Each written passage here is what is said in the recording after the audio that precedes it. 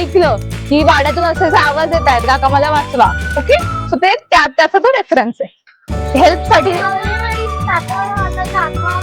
हा तसं नाहीये काही भूत वगैरे, ते सगळं खोटं आहे.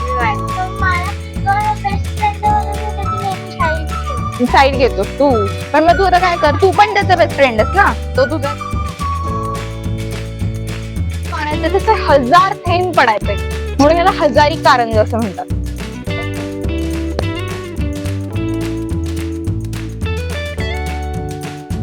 मग शाहिस्ते खानाने पुण्याचा भरपूर नाश केला होता. खूप साऱ्या ठिकाणी तोडफोड केली, घरं उद्ध्वस्त केली, असं पुण्याची खूप हानी त्याने केली होती.